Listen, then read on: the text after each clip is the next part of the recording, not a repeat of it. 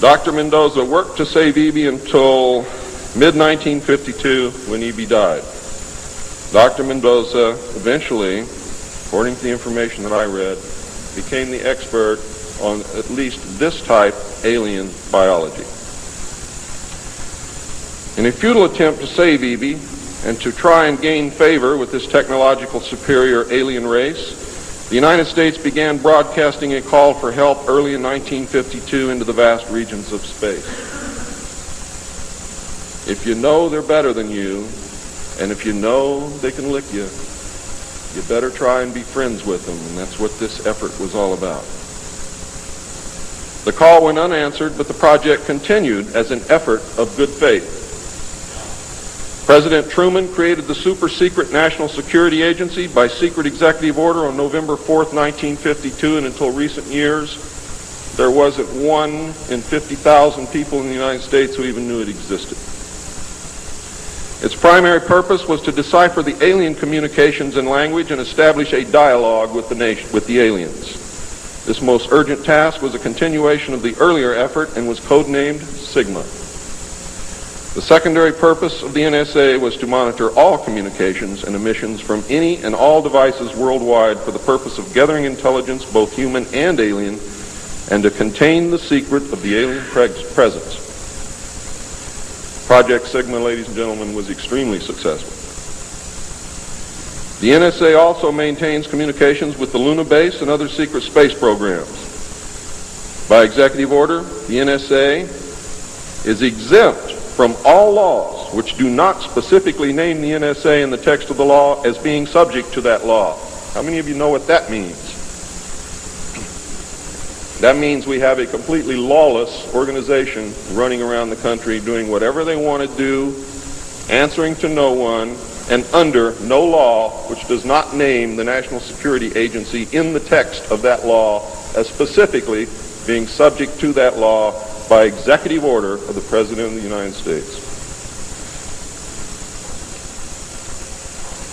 That means that if the agency is not spelled out in the text of any and every law passed by the Congress, it is not subject to that or those laws. The NSA now performs many other duties and in fact is the premier agency within the intelligence community. Today, the NSA receives 75% of the monies allotted to the intelligence community. And the old sayings, ladies and gentlemen, where the money goes, therein the power resides, is absolutely true.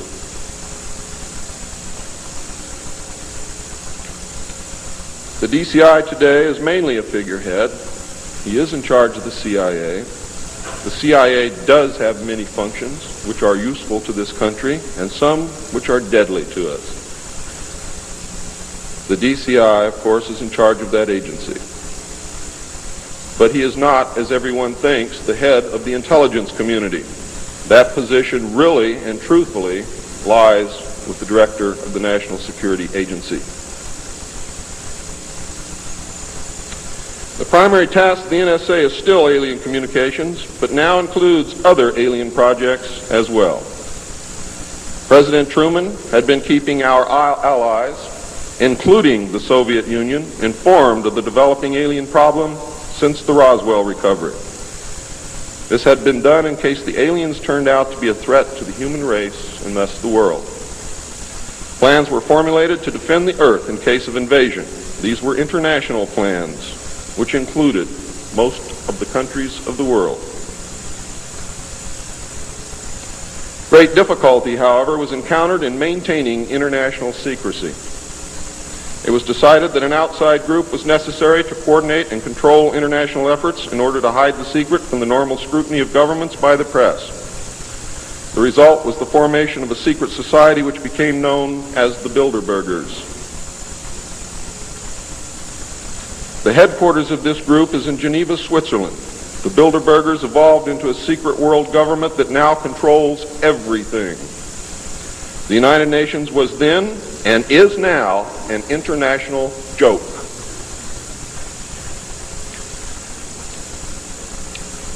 In 1953, a new president occupied the White House. He was a man used to a structured staff organization with a chain of command.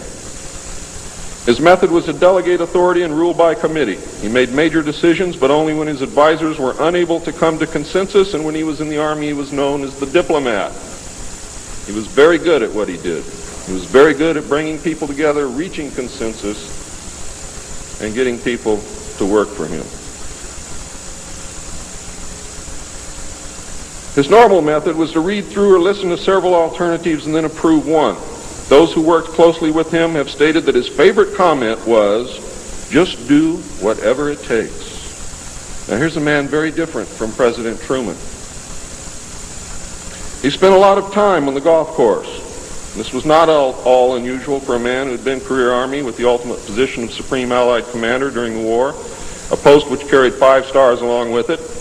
In fact, he deserved it. This president was General of the Army Dwight David Eisenhower. During his first year in office, 1953, at least 10 more crash discs were recovered, along with 26 dead and 4 live aliens.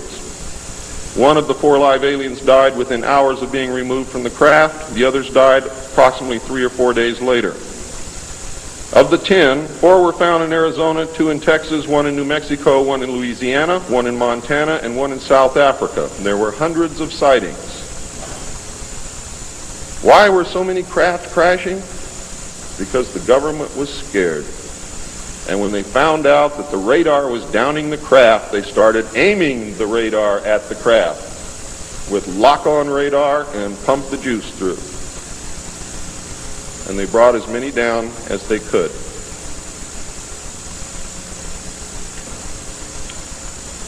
Eisenhower knew that he had to wrestle and beat the alien problem. He knew that he could not do it by revealing the secret to the Congress, because, in fact, isn't that the same as telling the public? Early in 1953, the new president turned to his friend and fellow member of the Council on Foreign Relations, Nelson Rockefeller, for help with the alien problem. Eisenhower and Rockefeller began planning the secret structure of alien task supervision, which was to become a reality within 1 year. The idea for MJ-12 was thus born. It was Nelson's uncle Winthrop Aldrich who had been crucial in convincing Eisenhower to even run for president. The whole Rockefeller family, and with them the Rockefeller Empire, had solidly backed Eisenhower. Asking Rockefeller for help with the alien problem was to be the biggest mistake Eisenhower ever made for the future of the United States, and most probably all of humanity, as you will soon see. What he literally did with this act, ladies and gentlemen, is abdicate the presidency to a secret group. Within 1 week of Eisenhower's election, he had appointed Nelson Rockefeller chairman of a presidential advisory committee on government organization. Rockefeller was responsible for planning the reorganization of the government.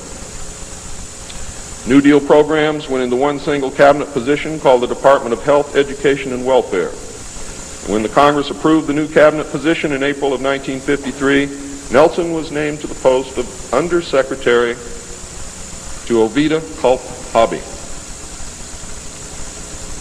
In 1953, also, astronomers discovered large objects in space which were moving toward the Earth, and it was first believed that they were asteroids. However, if you know much about astronomy, you know that you can predict or project backward orbital paths of bodies in space and determine where they come from, what they're doing, where they're going, and what their orbital path really is.